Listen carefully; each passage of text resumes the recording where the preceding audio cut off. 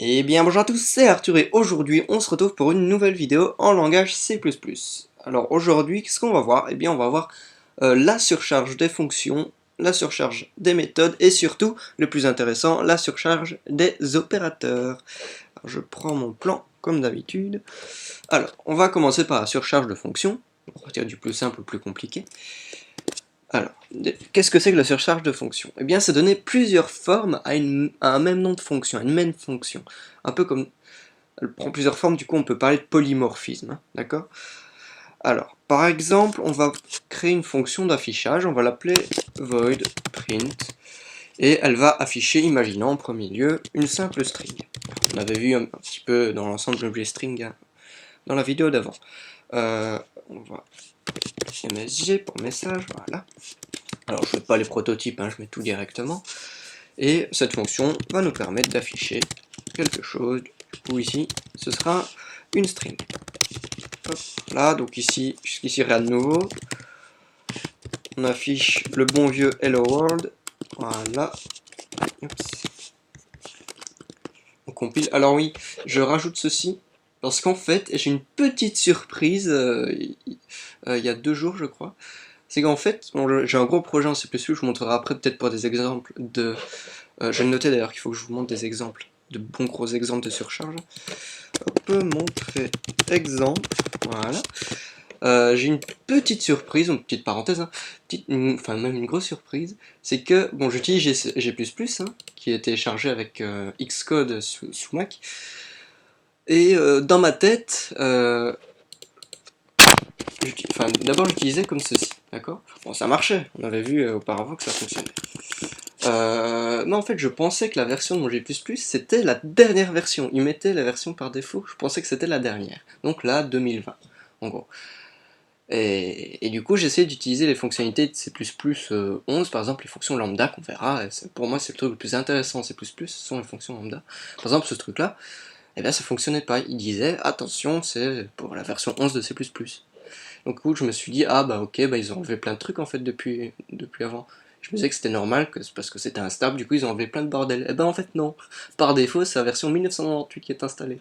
Du coup il faut que je précise quelle version j'utilise. Ceci équivaut à la version 2020, et du coup j'ai accès à tout. Du coup, voilà. Du coup il y a des trucs que j'avais dit dans la vidéo d'avant qui n'étaient pas forcément vrais. Pas forcément vrais. Sur le code oui, mais il me semble que j'avais dit un truc comme quoi il y avait des bordels qui avaient été enlevés, mais enfin, c'est faux.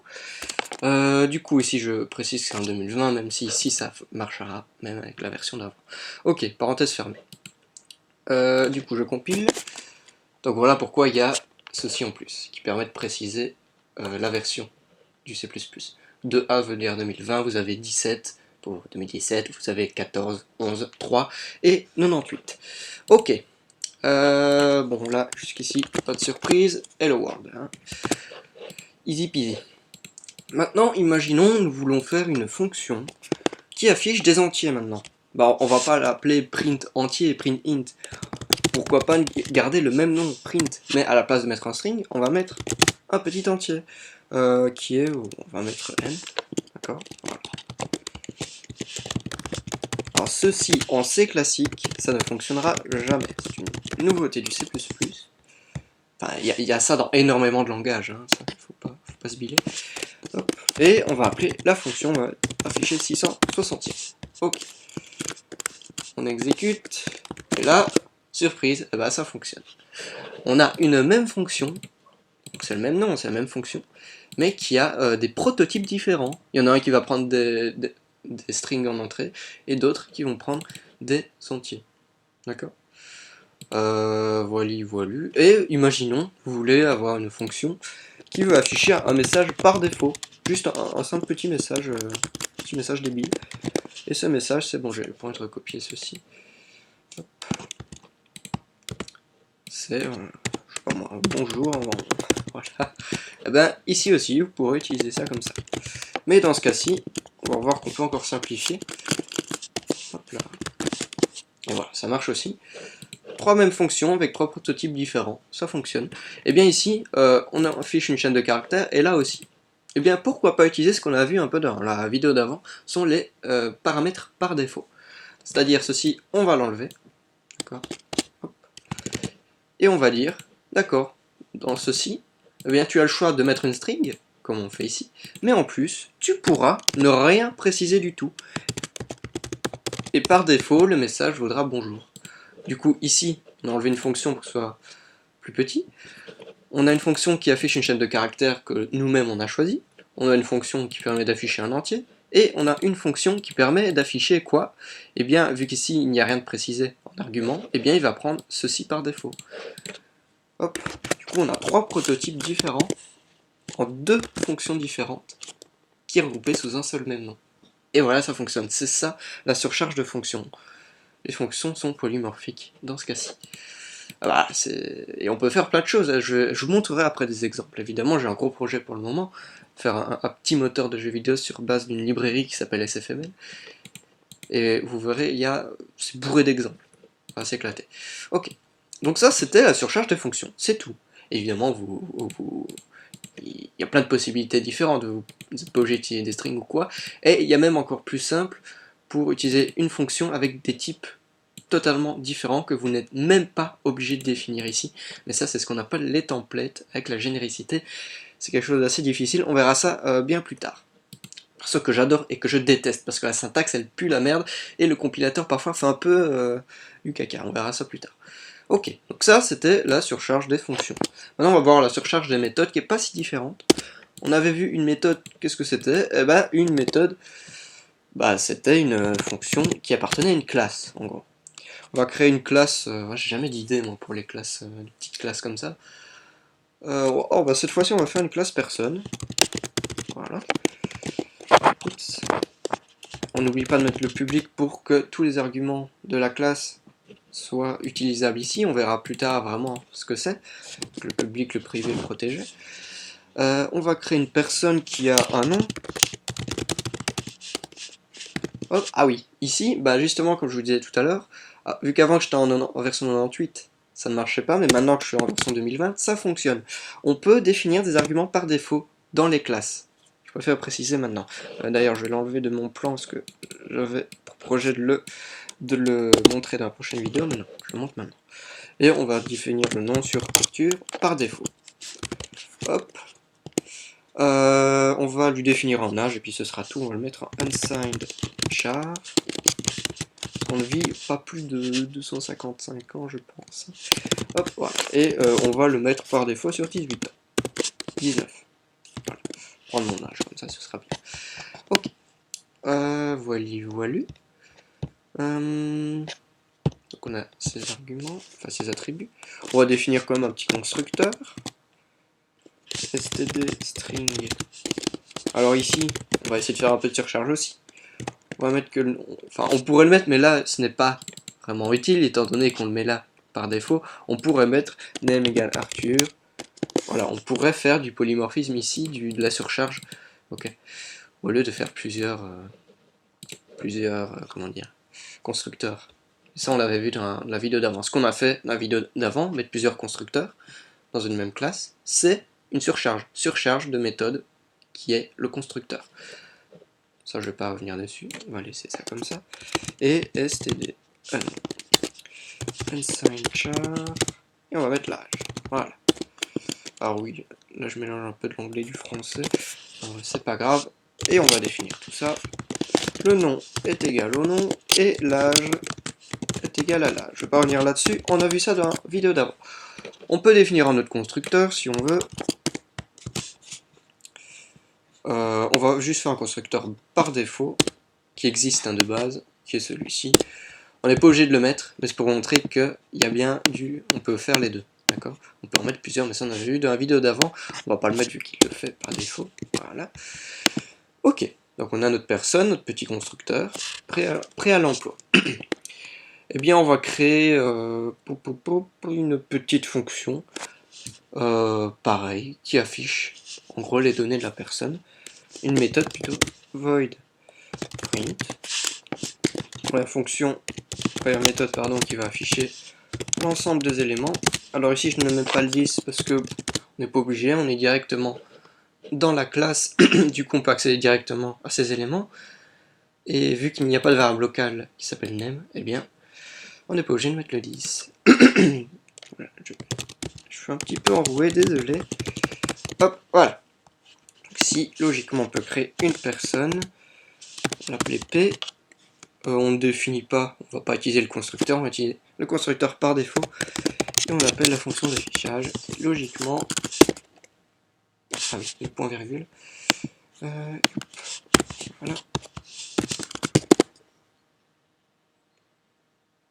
Ici, pourquoi est-ce que tu ne veux pas? Ah, tu veux quand même que je définisse le constructeur. Ok. D'accord, ok, bah il faut quand même définir le constructeur par défaut. Hop, voilà, constructeur par défaut. Voilà, là ça fonctionne. Voilà. Par contre, il n'a pas affiché l'âge.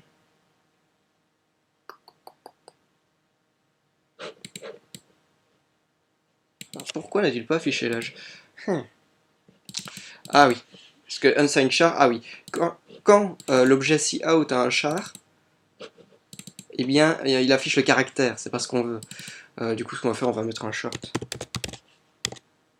pour qu'il prenne vraiment un nombre. Normalement, ça devrait être mieux. Voilà, là ça montre bien le 19. Ok, alors on verra ça après, j'aurai quelque chose à dire là-dessus. C'est de la surcharge aussi, hein, ces trucs-là. Ok, donc là ça fonctionne. Et bien maintenant, on va créer une méthode qui va afficher juste le nom cette fois-ci. Print. On va créer. Quand est-ce qu'on pourrait dire juste d'afficher le nom? Non, il va afficher les données de la personne et en plus afficher un message après. Alors ça n'a.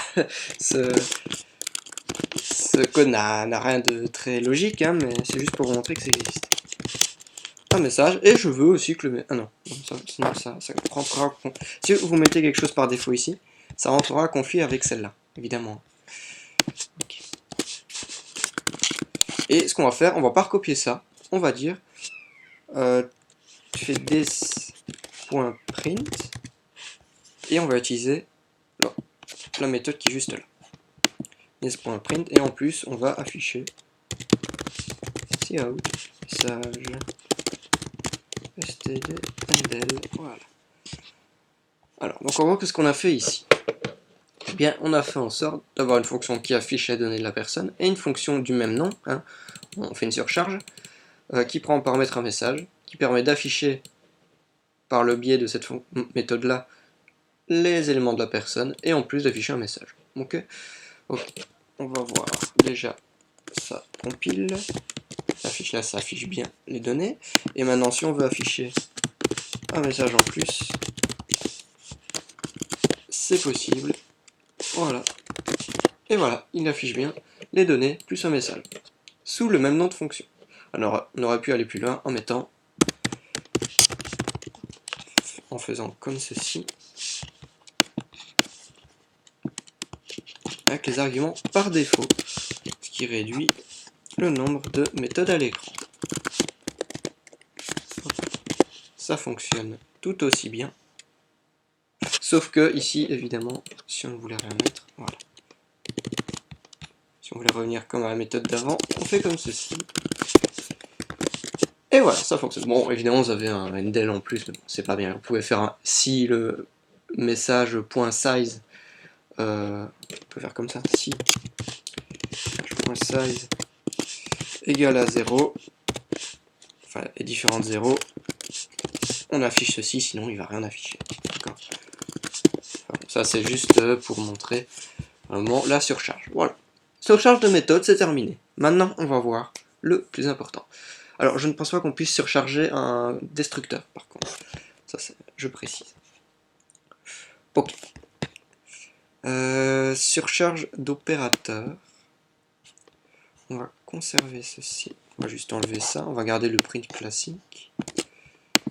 Qu'est-ce que c'est que la surcharge d'opérateur? Alors, on va voir plusieurs cas. Je vais prendre un cas avec une énumération. Alors, l'énumération, on l'a vu en C. Ou si vous ne savez pas ce que c'est, je vous invite à aller voir les vidéos du langage C. On va faire une énumération de simple entier. On va faire int avec majuscule. On va pas se casser le cul. On va faire 0, 1, 2 et tri. Voilà. Donc 0 vaudra 0, 1 vaudra 1, etc. etc. on n'oublie pas le point virgule, voilà. Et on n'est pas obligé de faire le type def étant donné qu'on n'est plus obligé de mettre le enum lorsqu'on utilise l'énumération. C'est pareil pour les classes et c'est pareil pour les structures et les unions. Ok. Alors, on verra après pourquoi j'ai mis une petite énumération. On va déjà voir les fonctions de surcharge d'opérateurs. Alors, elles vont intervenir notamment lorsqu'on utilise des objets ou des énumérations, des structures ou des unions. D'accord, les types que vous aurez créés par vous-même. Alors, qu'est-ce que c'est que la surcharge d'opérateurs? Alors, c'est quelque chose de vraiment très pratique, pour la lisibilité du code. Eh bien, on va se mettre en situation. On va créer une personne P1 et une personne P2. On va les initialiser avec... Il y en a une, elle va rester Arthur avec 19 ans, et l'autre, elle va s'appeler Lucie, pourquoi pas. Et on va la mettre à 20 ans. C'est pas une chaîne de caractères ici, ça, non? Voilà. Ici, on va mettre short pour rester cohérent. Voilà, je vais compiler pour voir si j'ai pas fait de conneries, on ne sait jamais. Voilà. Parfait. Ok, donc là, on en a deux personnes. Et ce que je veux, c'est afficher l'addition de leurs âges. Alors, je pourrais faire comme ceci. P1.âge plus P2.âge. Logiquement, ça devrait fonctionner. Voilà, ça fait bien 20 plus 19, ça fait bien 39.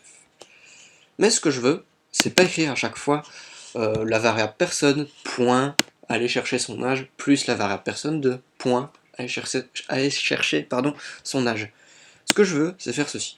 Je veux définir que lorsque j'additionne P1 avec P2, ça me retourne l'addition des deux âges. Eh bien, c'est possible de le faire. D'ailleurs, je prends un exemple. Ceci, si out, c'est un objet, d'accord? Ceci, c'est un opérateur. Eh bien, si out, opérateur avec ceci, il l'a surchargé. Il a fait en sorte que lorsqu'on lui donne une donnée à droite de cet opérateur-ci, il va pouvoir faire un traitement dessus et afficher des choses. Alors là, ça va être plus clair quand je vais vous montrer ceci.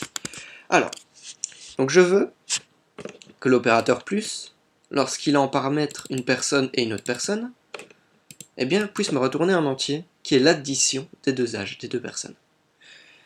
Eh bien, on a un retour d'un entier. Bon, dans ce cas-ci, c'est un unsigned short, les âges. C'est ça, celui que je choisissais. Et on veut pouvoir nommer notre fonction. Eh bien, pour la surcharge des opérateurs, on dit redéfinit l'opérateur, opérateur en anglais, yes. Allez, voilà, opérateur, voilà.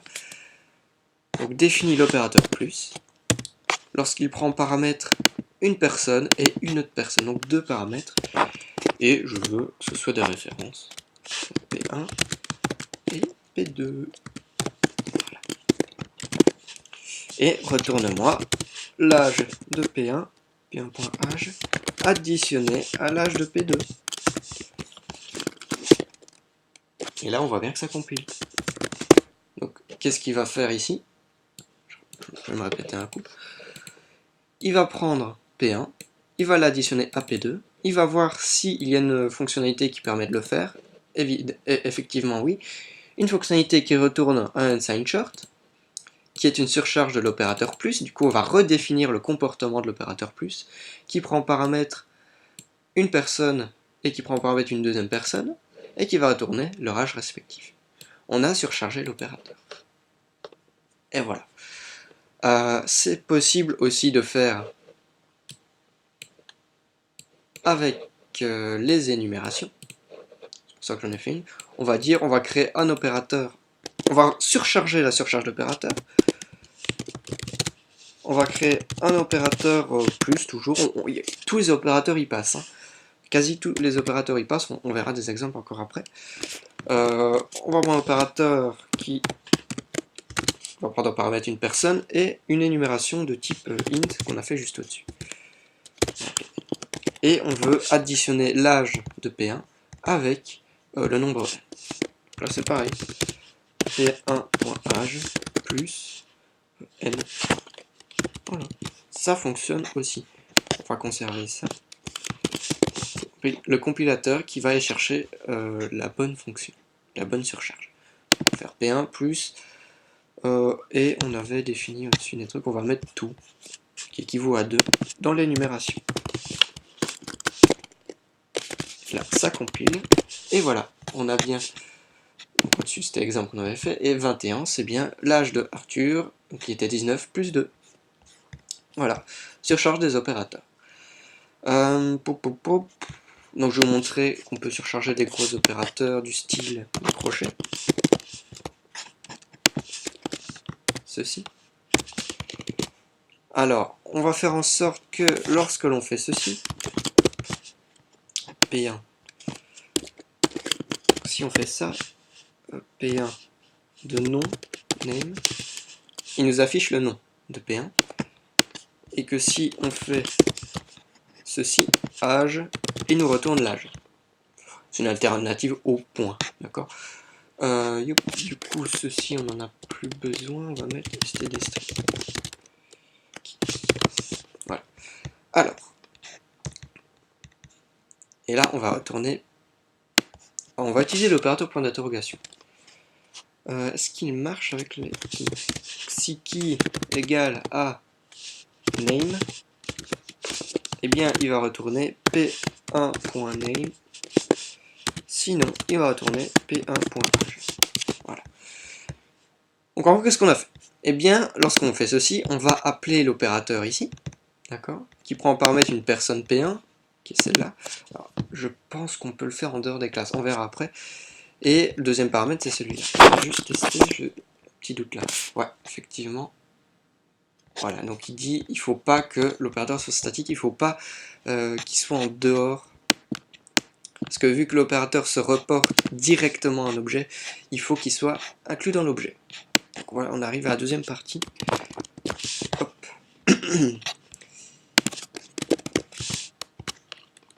Il faut le mettre dans une classe, vu qu'il se rapporte directement à l'objet. Et du coup, on n'est plus obligé de faire ceci. Voilà. Logiquement, ça devrait aller. Il n'aime pas l'opérateur, bah du coup on va l'enlever. Ce qu'on va faire c'est si qui voilà name return name, sinon return, oups, on n'est pas obligé de mettre le sinon, return age. C'est bon que ça va là. Qu'est-ce qu'il veut? Ah oui.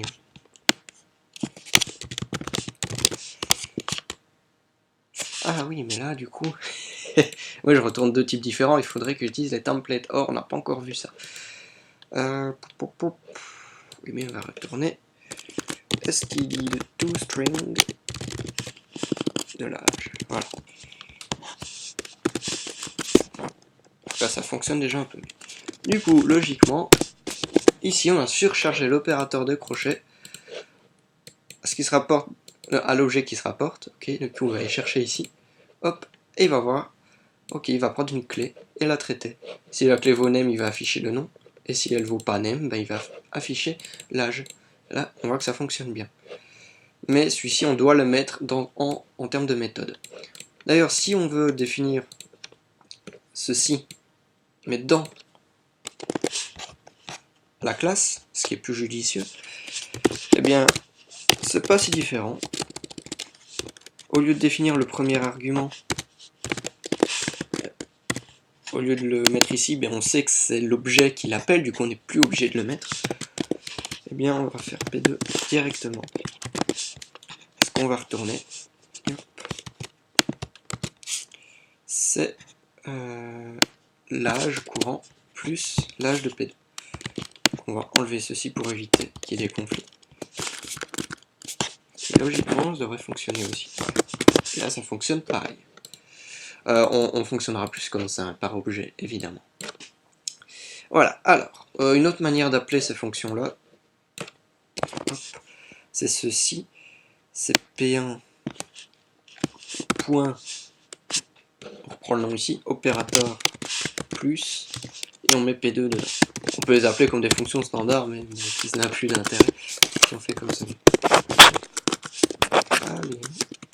Et voilà, ça fonctionne, d'accord? Voilà, surcharge des opérateurs. Je regarde si je n'ai rien oublié. Alors tous les opérateurs y passent, hein. Vous pouvez faire avec l'opérateur comme ceci, vous pouvez faire avec l'opérateur parenthèse, l'opérateur moins, modulo, plus égal, plus. Je vais regarder si plus fonctionne.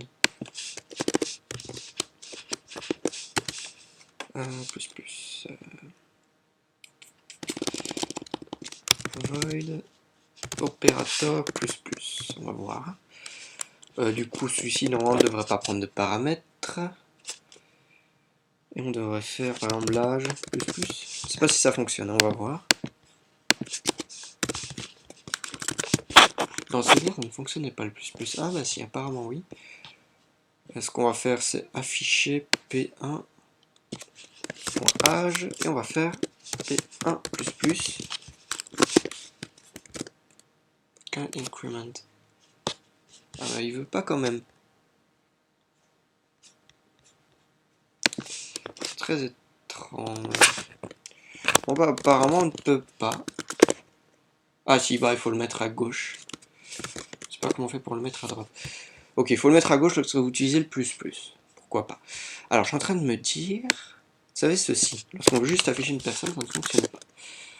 Moi, on va essayer de faire en sorte de pouvoir l'afficher. Donc je me suis... Stream. Je viens de retourner un flux. Référence d'un flux, on va utiliser l'opérateur comme ceci. Je pense qu'on va le définir en dehors pour que ce soit plus simple. Là on teste, là je teste avec vous, il y a toujours une petite session de test dans chaque vidéo, je sais bien. On prend une personne. Non, c'est un flux, plus une personne, pardon. Stream. Oh, stream. On va l'appeler out.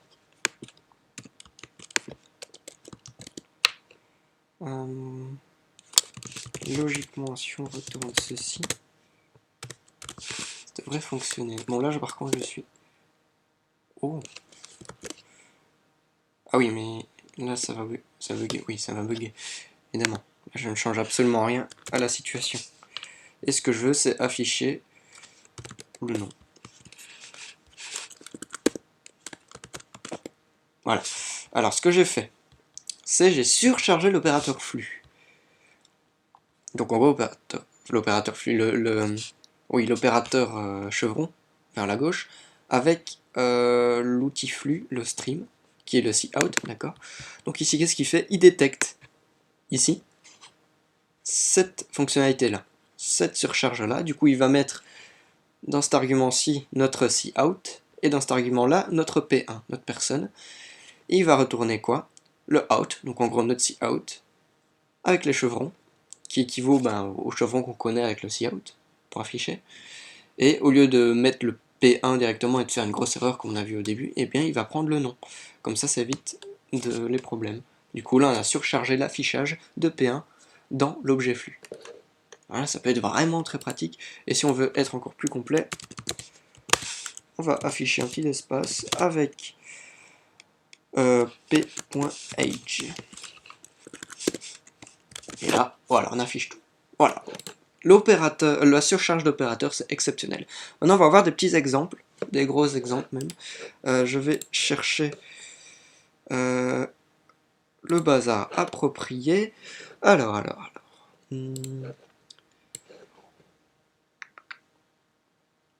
C'est juste en termes de surcharge de méthode, pas forcément de surcharge d'opérateur ici. Il faut que je trouve... Alors, désolé pour le bordel. Et hop. Alors ici, il n'y en a pas. Voilà. Ici. Alors, je vous fais le topo. Faites pas attention à tout ce qui est map, shape et tout ça, ou rien à voir, ou les virtual que vous voyez, les override, abstract, d'accord. Faites pas attention à ça. Je vous explique d'abord ce que fait la classe, d'accord, et Nio protégé. Ce que fait la classe. Entity, en gros, vous avez un jeu vidéo, et tous les objets qui bougent à l'écran, que vous pouvez contrôler ou non, qui ont un petit comportement, on les appelle des entités en général. Et ben j'ai créé une classe entité, qui représente un objet dans un jeu vidéo, n'importe quel objet. Et cet objet, il a des limites, hein, d'accord, une forme, donc une hitbox si vous voulez, des textures, donc des textures, une texture courant s'en fout, une couleur pour sa hitbox, et il est relié à une application, ça on verra pas. Je vous montre, à mon avis je ferai sûrement une vidéo sur lecture de code et on prendra en compte ce code-ci. Alors ça on verra ça aussi plus tard, faites pas attention, mais on peut voir, regardez, j'ai créé des fonctionnalités qui s'appellent Move. Fonctionnalité Move permet de faire bouger le personnage d'une certaine vitesse X et une vitesse Y, d'accord. Eh bien, cette fonctionnalité c'est une surcharge, parce qu'on voit qu'elle apparaît 3 fois, d'accord. La première permet de faire bouger l'objet d'une coordonnée X et une coordonnée Y, une vitesse X, vitesse Y, par seconde. Donc par seconde, si vous mettez 10 ici, eh bien elle bougera de 10 pixels par seconde. Ici, vous pourrez déterminer le temps. Ce sera plus par seconde, ce sera par demi-seconde par exemple. Et là, ce sera par demi-seconde par exemple pour le X et par 3 secondes pour le Y. Vous voyez, pour la même fonction, il a 3 comportements différents. Pareil, le move toward qui permet de faire avancer une entité vers un point. D'accord. Et bien là, c'est pareil, il y a plusieurs méthodes possibles. Par exemple, pour la rotation aussi, vous en avez plusieurs. Pour un comportement, pour que l'objet puisse bouger en spirale autour d'un point. Enfin, il y a plein... Vous voyez, la surcharge permet de faire plein de choses. C'est toujours mieux que de dire, ok, hop, il y a move per seconde, de définir une fonction qui s'appelle move per seconde, move per timesec ou per timesec x, per timesec y. Vous voyez, on n'est plus obligé de réfléchir à plein de noms de fonctions. On a directement le polymorphisme. D'accord, voilà, un petit exemple que je voulais montrer. Voilà, on peut vite faire regarder la définition. Où est-ce que je les ai mises encore? Le move. Voilà. Vous avez le move classique. Faites pas attention à ceci. Qui permet de faire bouger l'entité par seconde. Et là, vous avez justement le move où on divise le temps. D'accord? On contrôle le temps. C'est l'utilisateur qui va contrôler, etc. etc. Voilà. En gros, petit exemple que je voulais montrer. Hein, rien de bien méchant. Et à mon avis, une fois que le projet sera terminé, j'en ferai des vidéos dessus. Je crois que c'est un de mes plus gros. Ok, eh bien je pense qu'on a terminé avec ce qui est la surcharge. Et on se retrouve dans la prochaine vidéo qui est, je crois que c'est une des plus importantes, je vais prendre le plan, qui est l'héritage. Et l'héritage multiple qui est pour moi le saint graal de la programmation orientée objet. Voilà. On se retrouve dans la prochaine vidéo et on se dit à la prochaine. Tchuss.